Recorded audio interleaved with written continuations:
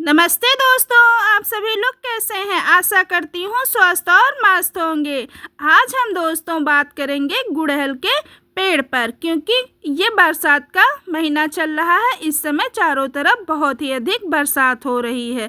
बारिश के महीने में गुड़हल पर बहुत ही अच्छी फ्लावरिंग होती है, लेकिन कुछ ऐसे गुड़हल के पेड़ होते हैं जिन पर कोई भी रोग लग जाता है या मतलब कुछ ऐसी कमियां आ जाती हैं जिसकी वजह से इस तरीके से पत्तियां मुड़ी मुड़ी सी हो जाती हैं, कलियां गिर जाती हैं, कलियां बनती हैं लेकिन झड़ जाती हैं और पेड़ की ग्रोथ बिल्कुल ही रुक जाती है। दोस्तों, आज हम इसी के बारे में बताएंगे कि ऐसा क्यों होता है, क्यों हमारा पेड़ बिल्कुल ही ख़राब हो जाता है और फ्लावरिंग करना भी बंद कर देता है।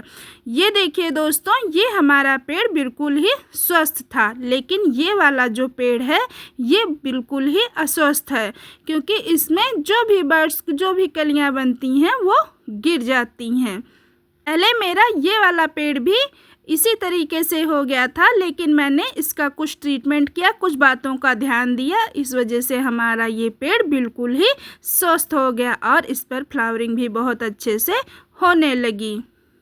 इस पेड़ पर मैंने कोई भी ट्रीटमेंट नहीं किया कि जिससे कि मैं आपको दिखा सकूं और उसको बता सकूं कि ऐसा क्यों होता है। अगर आपके भी पेड़ में ऐसा हो रहा है तो आप इस चीज़ को सही कर सकते हैं। देखिए दोस्तों, इस तरीके से सभी कलियां गिर जाती हैं पीली होकर और पत्तियां भी बहुत तेज़ी से पीली होने लगती हैं।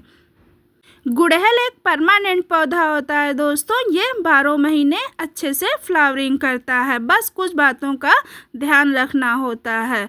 और ये एक हार्डी पौधा भी होता है, इसको आप चाहे गमले में लगाइए या ज़मीन में, फ्लावरिंग भी बहुत अच्छे से करता है।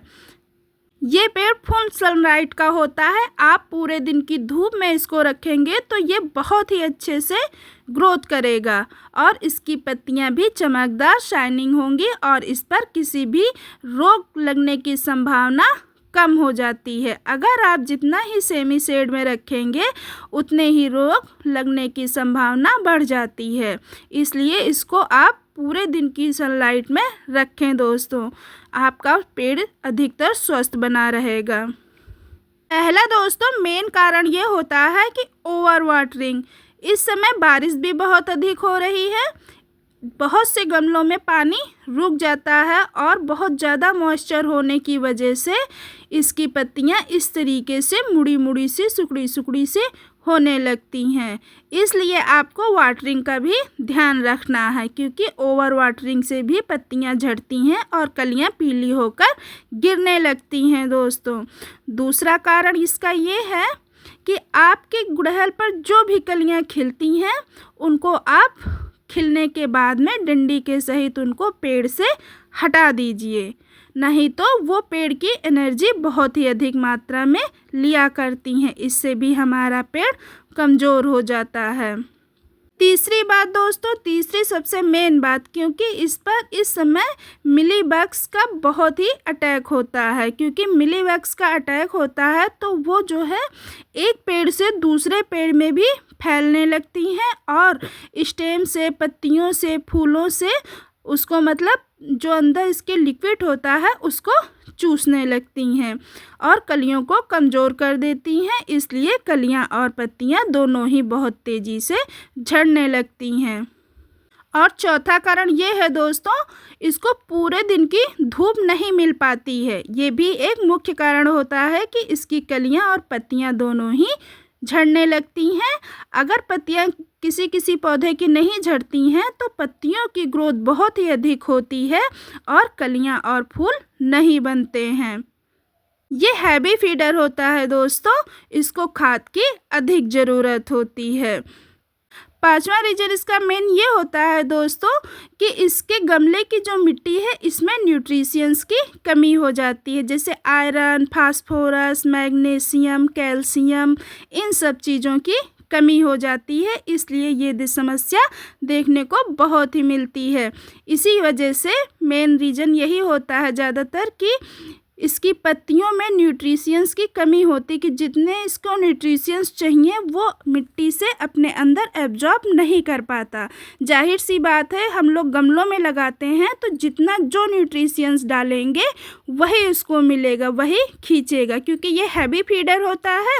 ये अधिकतर न्यूट्रिशंस खींच लेता है, लेकिन हम लोगों को ध्यान नहीं रहता। हम लोग सोचते हैं कि खाद तो हमने दे ही दी है, तो अब इसको क्या ज़रूरत, 2-3 महीने के लिए ऐसे ही छोड़ देते हैं। लेकिन दोस्तों, आपको हर महीने में अगर आपके पास वर्मी कंपोस्ट हो तो वो डालिए, नहीं तो गोबर खाद डालिए। अगर वो भी नहीं तो आप लोग किचन वेस्ट से जो खाद बनाते हैं वो भी डालिए और अच्छी मात्रा में इसको दीजिए।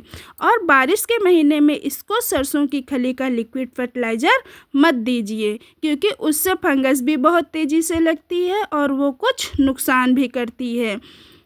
छठा रीज़न ये भी माना जाता है दोस्तों कि इसको एसिडिक सॉइल पसंद है। जैसे जिस खाद में एसिड की मात्रा अधिक हो वो उसको चाहिए होता है।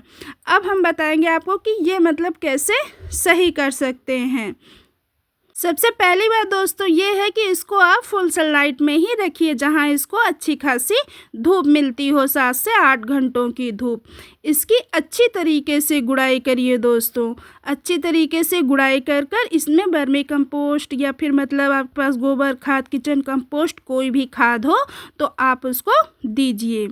और जितनी भी ये है, अगर आपका पेड़ ज़्यादा छोटा ही है तो आप उसकी पिंचिंग कर दीजिए। अगर नहीं कर सकते हैं, बड़ा पेड़ है जिससे थोड़ा सा, तो उसकी कटाई छटाई कर दीजिए। जितनी भी डैमेज पत्तियां हैं, टहनियां हैं, उन सबको काट छाट कर निकाल दीजिए। और इसमें जब भरपूर मात्रा में आप न्यूट्रिशंस डालेंगे तो इसकी जो नई ग्रोथ आएगी वो बहुत ही अच्छी आएगी। नई ग्रोथ में अगर आपको मिलीबग का अटैक दिखे, मिलीबग एक छोटी छोटी गुजिया जैसी होती है, उस पर सफ़ेद कलर की एक परत चमकदार चढ़ी होती है दोस्तों, इसकी ये पहचान है। आप इसमें कुछ भी मत डालिए, बस आप जब पानी डालती हैं तब पाइप के प्रेशर से अपने पौधे को अच्छे से धुल दीजिए। आपके पेड़ में मिलीबग नहीं लगेगा। अगर हो सके आपको तो आप नीम ऑयल का भी स्प्रे कर सकते हैं। और दोस्तों, आप इसमें आलू का और प्याज के छिकलों का लिक्विड फर्टिलाइज़र बनाकर भी अपने पेड़ में डालिए। ये पोटेशियम मैग्नीशियम का बहुत ही अच्छा सोर्स हो, इसमें मतलब अधिक मात्रा में पाया जाता है। और मैं यही सब काम अपने पेड़ पर करती हूँ, इसलिए मेरा ये पेड़ बिल्कुल ही स्वस्थ और हरा भरा हो गया है। आज इसमें 5 फूल खिले हुए थे दोस्तों, मैंने 3 तोड़ लिए हैं, 2 अभी भी लगे हुए हैं। मैं साधारण तरीके से ही करती हूँ, ज़्यादा मैं किसी भी मतलब बैरूनी खाद का, इंग्लिश खाद का कोई भी इस्तेमाल नहीं करती हूँ दोस्तों। मैं साधारण तरीके से गार्डनिंग करती हूँ और वही मैं आपके साथ बताती हूँ। जो मैंने फील किया है वही बताती हूँ। अगर आपको हमारा वीडियो अच्छा लगा हो दोस्तों तो हमारे चैनल को सब्सक्राइब, वीडियो को